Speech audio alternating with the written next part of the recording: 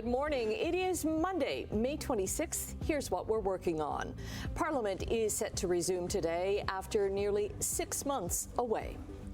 King Charles and Queen Camilla begin their royal visit to Canada. And the only Canadian team still vying for the Stanley Cup delivers a beatdown against Dallas.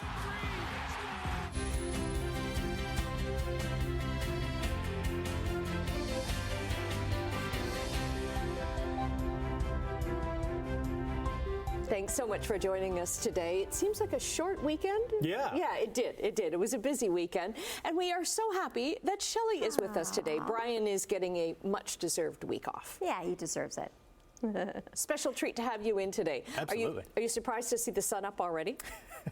I love it. I mean, and going into June, I always say, is my favorite month because of the early sun. Like the day is just so long. I believe it's 15 hours and nice. 6 minutes we get in total. I'll have that accumulation in my almanac coming up. But yeah, I just love this time of the year. I mean, especially if you're a morning person, it's great to get up. It's still light out, and it's fantastic to just after 9 o'clock, it was still light out and will be for quite some time. So hopefully you can get out and enjoy that, or at least look at it through a window.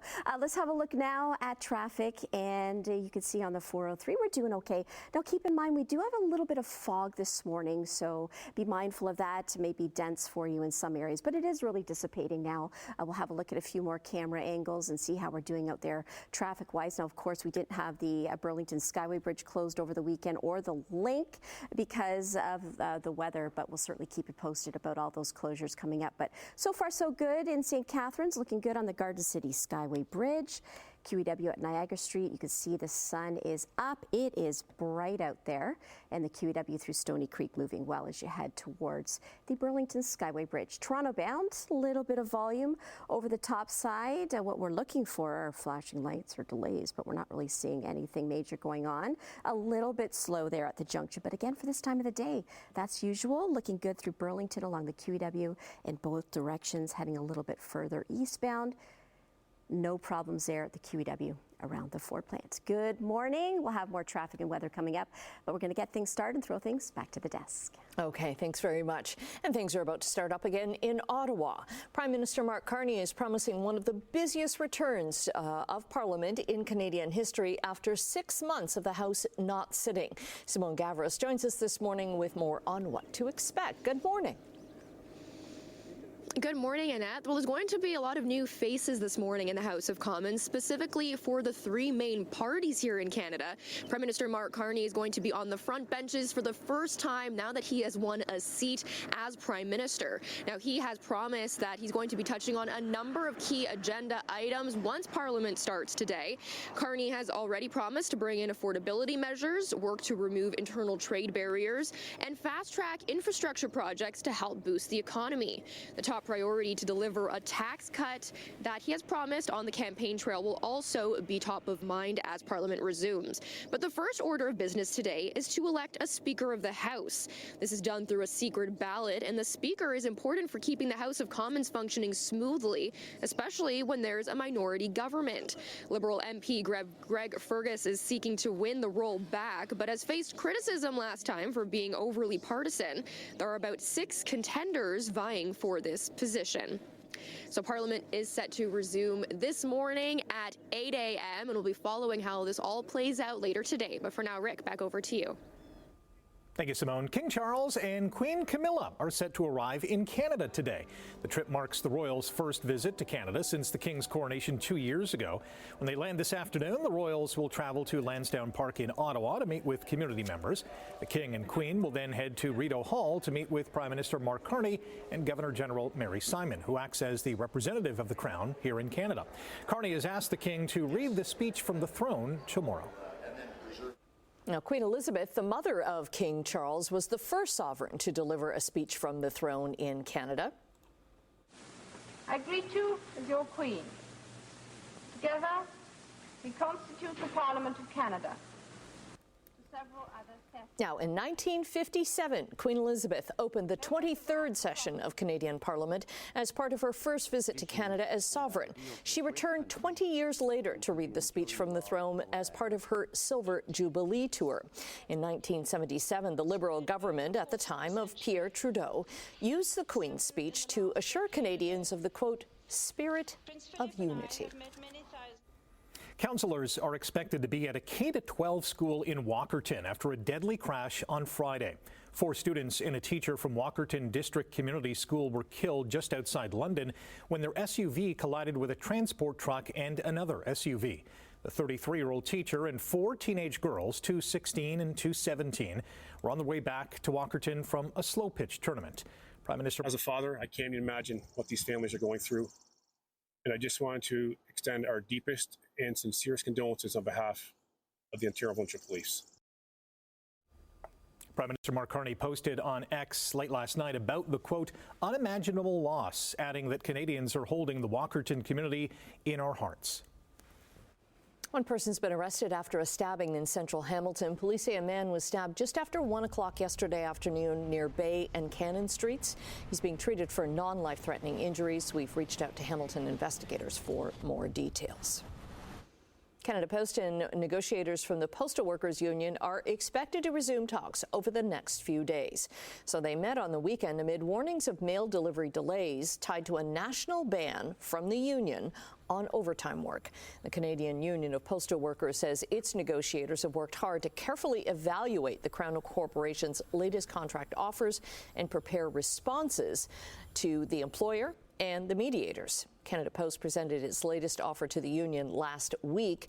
It included a hike in pay and plans to roll out a fleet of part-time workers to facilitate weekend parcel delivery. But the union's request for a 2-week truce to consider the deal was rejected. The most recent agreement, which was extended after the federal government intervened in a 32-day holiday season strike late last year, expired last Thursday night. Some other big-name department and drugstores are going after some of the 9,300 employees of Hudson's Bay and Saks Fifth Avenue, Canada, who will soon be out of a job. Luxury retailer Holt Renfrew has reportedly already hired dozens of former Bay and Saks staff to store teams, with more still to come. And talent acquisition staff at Shoppers Drug Mart and Rexall appear to be working social media to lure in some as well. All 96 of the Bay and its sister Saks stores will close at the end of this month, following months of liquidation sales by Canada's oldest company. Well, Hamilton has dropped over 100 spots in a new ranking of the world's top cities. Oxford Economics placed Hamilton number 248 in this year's Global Cities Index. That's a big drop from 120th last year. The report ranks 1,000 cities based on the economy, quality of life, environment, governance, and education.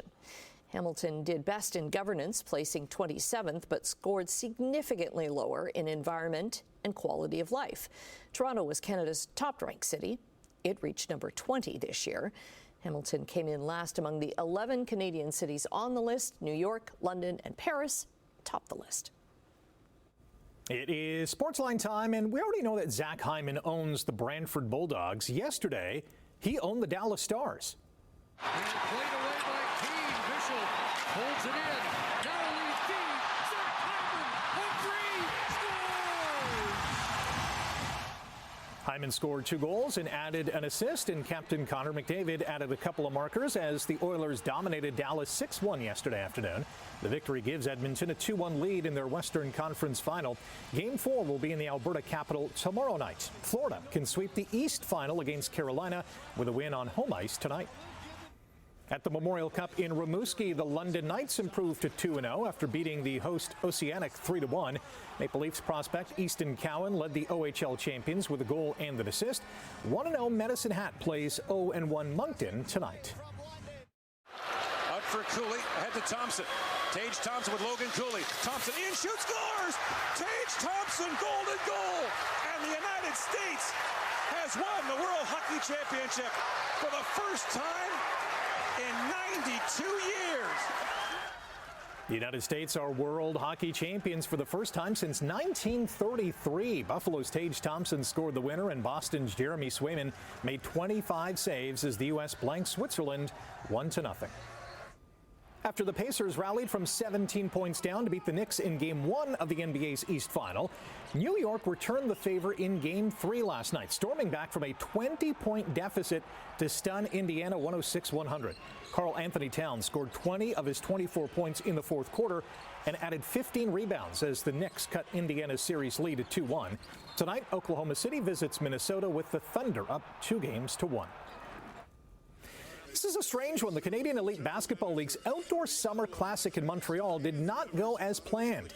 The first ever outdoor professional basketball game in Canada had to be postponed at halftime yesterday, with the Alliance leading Ottawa 52-29 at IGA Stadium. The league said technical issues related to event staging caused by inclement weather led to the decision. It will determine the official outcome of the game in the next few days.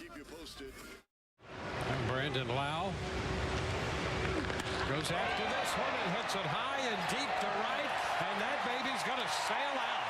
Home run off the bat of Brandon Lau, and the Rays break out in front. The Blue Jays carried a 3-game winning streak into Tampa Bay last Friday, but they wake up this morning on a 3-game slide after getting swept by the Rays.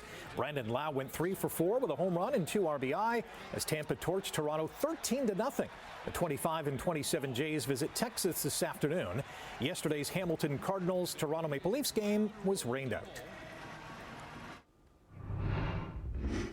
And if you're heading out the door bright and early, so far so good. We're off to a good start. Keep in mind a little bit of fog in some areas, but for the most part it has dissipated. Looking at the 403 through the Burlington-Hamilton area, no problems there, just some bright sunshine. That's always a nice problem, so make sure you have your sunglasses at the ready. Let's have a look at a few more cameras here, and we're showing the 403-407 split. This is in Oakville. You can see again bright and sunny. We don't have rain to contend with this morning. Nice for a change. Looking at the QEW around the Royal Windsor area, no problems there. QEW through Burlington looking good in both directions, coming from the junction, heading towards it as well. A little bit of volume there, but again, no surprises for this time of the day. Let's have a look at the Burlington Skyway Bridge, south end. Okay, Toronto bound on the QEW heading over the top side. A little bit of volume, but again, morning rush hour starting to fill in. And here's a look at the QEW at the Red Hill Valley Parkway. So looking at current weather conditions at John C. Munro Airport, a little bit of fog out there, 5 degrees, and winds are light out of the west. Having a look at a few more temperatures and conditions, we're looking at some bright sunshine in and around the GTA, Peelton Hall, Niagara, temperatures hovering around 5 to 7 degrees. And our radar is quiet. Not a whole lot to see here. High pressure dominates. And as I was mentioning earlier about how much daylight we get, here are the facts. 15 hours and 5 minutes in case you're keeping track. But it's really nice to have that first light and last light of the day really extended there. Our sunrise happened already, 5:43, and our sun will set at 8:49. But again, the last light of the day will not happen until after 9 o'clock, 9:21. To be exact. 21, speaking of that digit, that's what it should be for this time of the year. If you're heading out the door this morning, 10 degrees will be your morning temperature with mostly sunny skies. And then, yay, finally, a normal temperature, daytime high of 21. Who knew? Lots of sunshine, as I mentioned. We do have a high UV index reading, and winds will be east at 20 kilometers an hour. All right, that's it for now. Back to the desk. Okay, thanks very much, Shelley. Well, coming up after the break, we're going to say good morning to Emily with a preview of what she has to come in Chit Chat. And in business news, European shares are trading higher after Donald Trump delayed 50% tariffs on the EU. 6:16 on your Monday morning, and we say good morning to Emily with a preview of what's to come in Chit Chat. Hi, good morning. Billy Joel has canceled his tour after a rare brain condition diagnosis. Came out late last week, so I know a lot of people have heard about it, but we'll discuss. Dr. Dre helped launch a new high school campus, which is very cool. Wow. And later on this morning, we'll tell you about an event coming to Hamilton that will get everybody dancing. Uh-oh. Get your dancing shoes on. Listen, I saw you breaking it down with Paw Patrol last week, so come on Trying now. to control ourselves. Yes, that was a lot of fun. Thanks very much. In business news this morning, overseas trading, the Canadian dollar is up another 13 basis points, trading almost at 73 cents U.S. It's a 7-month high, driven by strong retail sales and signs the Bank of Canada isn't going to raise interest rates, also because of a weakening U.S. dollar. Gold is down almost $33 an ounce. Crude oil is up 41 cents, trading just under $62 U.S. a barrel. Checking midday trading in Europe, markets are down in London, but up in Frankfurt and Paris with triple-digit gains in Germany. Over in Asia, markets were up in Tokyo but down in Hong Kong and Shanghai. The TSX gained 25 points on Friday. The Dow lost over 250, and the Nasdaq dropped 188 points. U.S. markets will be closed today for Memorial Day. U.S. President Donald Trump is now delaying a 50% tariff on goods coming to the states from the European Union after the EU asked for more time to negotiate a new trade deal. Trump had initially set June 1st for the tariffs to go into effect, but he changed his mind after speaking with European Commission President Ursula von der Leyen. And she asked for an extension on the June 1st date. And she said she wants to get down to serious negotiation. July 9th would be the date. That was the date she requested. Could we move it from June 1st to July 9th? And I agreed to do that. And that she said we will rapidly get together and see if we can work something out. Now, last month, Donald Trump set a 20% tariff on most EU goods, then lowered it to 10% to allow time for talks. On Friday, he threatened to raise it to 50% by June 1st because of what he called slow progress.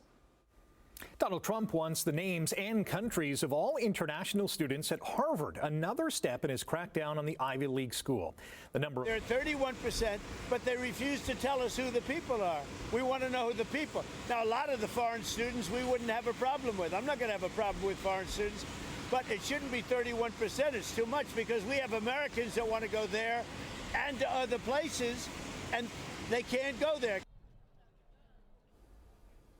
The number of foreign students at Harvard is actually 27% of its total enrollment, not 31%. International students at Harvard and other universities usually pay full tuition, helping fund U.S. students and boosting the economy. Trump has threatened to cut federal grants to Harvard due to disputes over ending diversity programs and protests supporting Palestine. I think Trump's decision to ban students, international students from Harvard University, is a tragic mistake. International students have been an important part of my experience at Harvard when I was a student there. Over 25% of the student body is international at Harvard. This isn't like a small group of students, and punishing all students at Harvard is what this decision really does by stealing the opportunity to learn from the global community, which is one of Harvard's greatest assets. It's an infringement on the university's private kind of sovereignty. I think Trump is really depriving students who are qualified just because they're from somewhere else, and I hope that, he's not able to do that. On Friday, a U.S. judge issued a temporary halt to the Trump administration's move to ban Harvard University from enrolling international students. Over 106,000 Audi SUVs are being recalled in Canada and the United States. An oil leak caused by loose screws could pose a fire risk if the oil comes in contact with hot engine parts.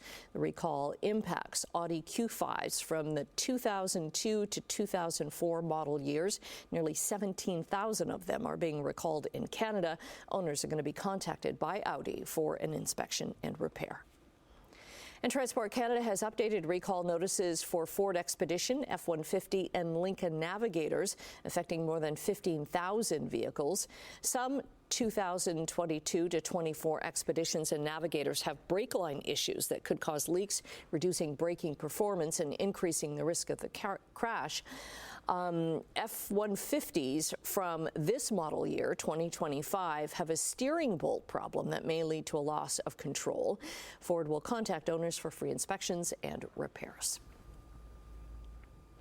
Taking a break right now, Shelley is going to be back with an update on traffic and your 7-day forecast. Good morning. Good morning. Thanks for joining us. Checking traffic right now on the QEW through Oakville. No problems. You can see the sun is out. It is bright. Looking good on the QEW through the Burlington area as well. Heading to and from the junction. No problems there. Here's a look at the QEW east of Brant Street. Doing okay. 403 at King Road. Now traffic moving away from us. That's your Toronto-bound commute. Over the Burlington Skyway Bridge, starting to slow down as usual for this time of the day. Heading Toronto-bound. Not aware of any problems though. Here's another angle heading on the upside. QEW at Centennial Parkway through Stony Creek. No problems there. And heading out to St. Catharines. Wow, that sun is really bright. QEW at Niagara Street, no problems, looking good in both directions over the Garden City Skyway Bridge. Looking at our surface analysis for the next few days, a little bit of foggy spots this morning, and that will be the case again tonight, tomorrow morning. But other than that, we'll have clear skies, lots of sunshine. We'll finally have a daytime high of, well, what it should be, 21 today.